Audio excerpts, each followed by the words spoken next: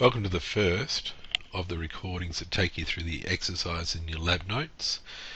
Each recording I hope to keep down to about 8 minutes, which apparently is the attention span of the average student and of the average lecturer.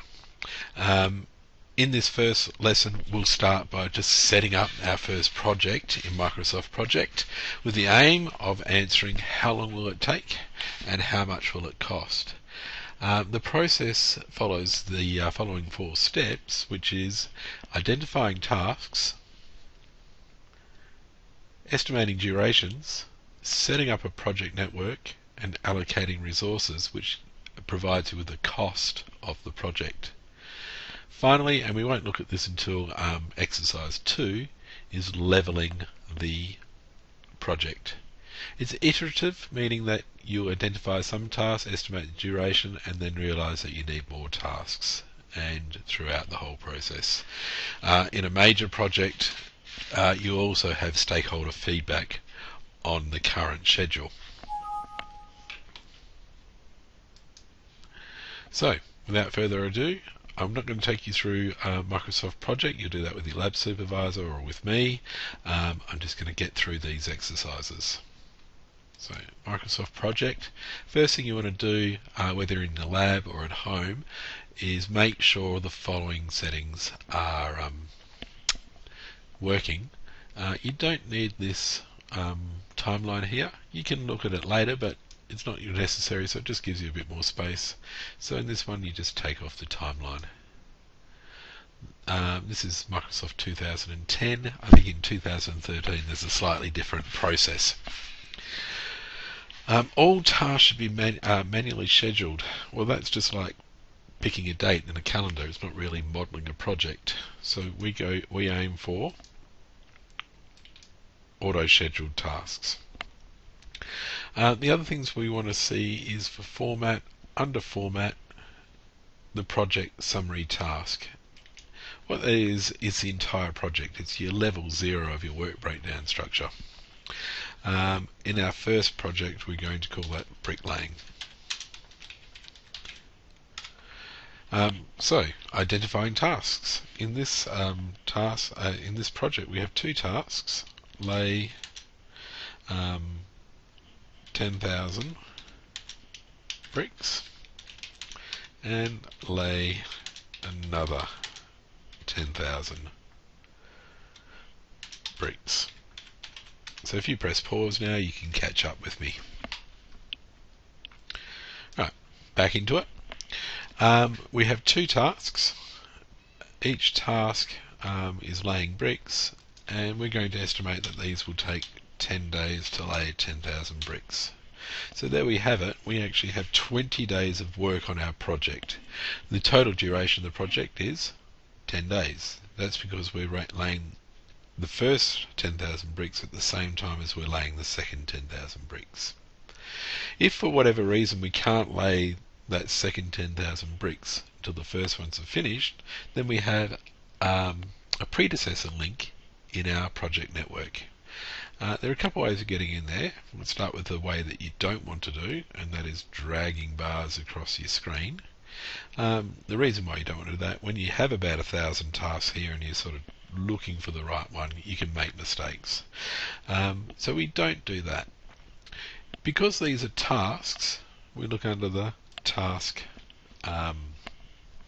menu item, and you can see here we have create a link and break a link. So we'll just undo that link that we just made. Another way of doing it is select your first task. Using the control button, you've got 2 tasks. They can be anywhere on the page, and then create a link. If you've had your table open here, you'll see that the predecessor link has a 1. So if I just break that, alright, then I put it back, the 1 appears. So as you get more familiar with it, there's no need to use any of the functions. You just simply type 1. And that means that the second task of bricks cannot start before the first laying brick activity has finished. So that's a project network. If your bars get too big and you can't see anything, under view there's a zoom for just the entire project, so you can see the entire project. Right, so we've answered the first part, 20 days. How long does it take? The next part is how much will it cost? And simply we can't do that without allocating resources or assigning resources. To lay our 10,000 bricks we'll need Bob, and we'll need some bricks. Bob the brickie and some bricks. So let's get ahead and do that. You've got under view your resource sheet. So this is your resource views. Your resource sheet allows you to add resources. So we have Bob.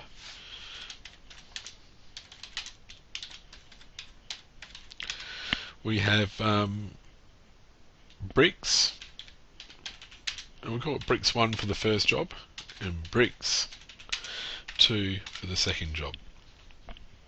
Bob costs us $50 an hour at standard rate, and he is work. Bricks, on the other hand, are not work. We don't pay them per hour, we buy the material. At any stage, press pause, then catch up. So we have Bob, the brickie with work, bricks 1, bricks 2. Bob's for $50 an hour. We're going to have $10,000, a buck a brick for each consignment of bricks. Alright, and that should begin to tell us how much the project is will cost. Don't worry about any other columns on this page at the moment. Later on we'll talk about calendars and other things.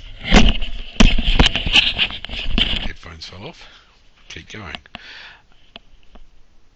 Right, so now that we've assigned our work, we need to go back to the Gantt chart view. Remember, if you get lost any time in Microsoft Project, view's your friend. Who's your friend? View's your friend.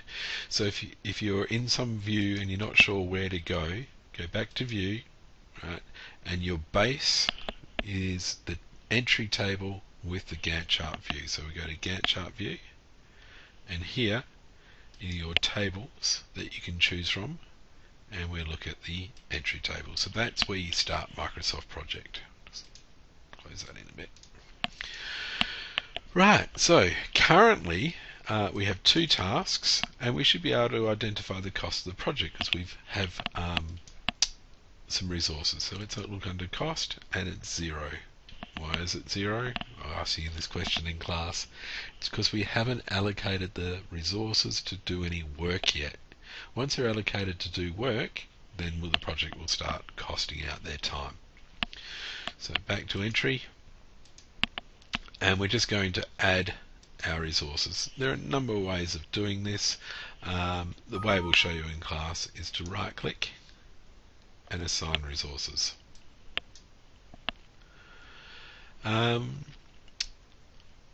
So for our first task, we lay 10,000 bricks. We need Bob, and we assign him to the entire time, and we need 1 consignment of bricks. And you can see that this task is going to cost us $14,000, as you can see here. Our next task, don't close the menu item or the window. The next task, we need Bob, so click on Bob, and bricks 2. So there we have it, and that's another 14,000 for that. Once you're done, close it, and you can see here it allocates Bob and bricks, Bob and bricks. Now the cost of our project is there. It's $28,000. How long will it take? 20 working days. How much will it cost? $28,000. So they're the 2 questions that we were looking at today. You can report this with a cash flow, and we'll do that quickly under or slowly, as the case might be. There it is, under project, visual reports. The one we're going to look at, I believe, is our cash flow report. And you can see here how much we spend each week and how much we spend in total. I'm going to drill down a little bit further into days. Okay, so now I can look at day by day. Alright, so let's run this. It'll create a table in Excel, a pivot table in Excel, that was the word I was looking for. So it'll create a pivot table in Excel. Unfortunately, that pivot table is always in quarters. So look here, $28,000 total project. If you want to drill down, you can use this tab here, or I'll take you through to the back end. This is where the data is. It's a pivot table, and you can see here it's been rolled up to quarter 2 for the year 2016. We can drill down to weeks, and for one of the weeks we could drill down to days. Let's have a look. Here, the first week costs us $5,600, but then we're spending about $1,100 each day. And there's our final weeks. Over here you can see that even though the project is only 4 weeks long, we don't start till Tuesday, so this is the cost of the Monday of the final week.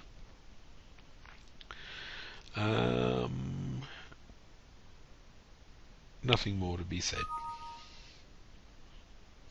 Alright, perhaps one more thing that I can show you before I disappear is I'll go back to project, close. Alright, so that means that every day we lay another brick and it costs us an extra $1. So every time we use a brick it costs us $1. Sometimes in projects you need to take care of your cash flow, and there might be cases where you need to buy the material before you can use the material, or pay for the material after you've used it. But let's have a look at buy the material before you use it. So view, if you're lost, view, alright, and back home is the entry table. Right, in this case, each time we use a brick we pay for a brick. So every day we spend another $500 on bricks or whatever it is. That's because we had our bricks prorated. What we might do is, before we use them, we have to pay for them. The overall cost of the project will not change. It's still $28,000. But now if I look at my cash flow report, and I'll just look at it in terms of weeks, not days,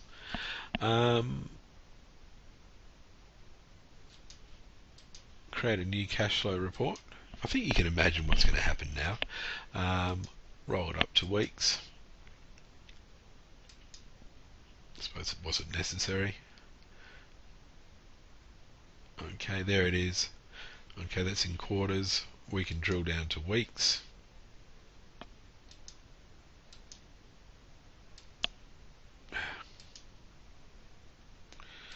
There is a quick way of doing this, which I can't remember how to do it, so I'll go back to the way I do know how to do it. Okay, you can see here in the first week before we started job 1, we had to pay our 10 grand for bricks. In the second week we just paid Bob. Then in week 17 we need to pay our 10,000 for bricks plus Bob's wages, and in the next week just Bob again. So you can see here that's a different cash flow profile. If we are managing our cash flow, then unlike in the first example I gave you, when we were still had money in the bank in the last couple of weeks, most of our project costs have been incurred by week 17, so our finances need to cover that.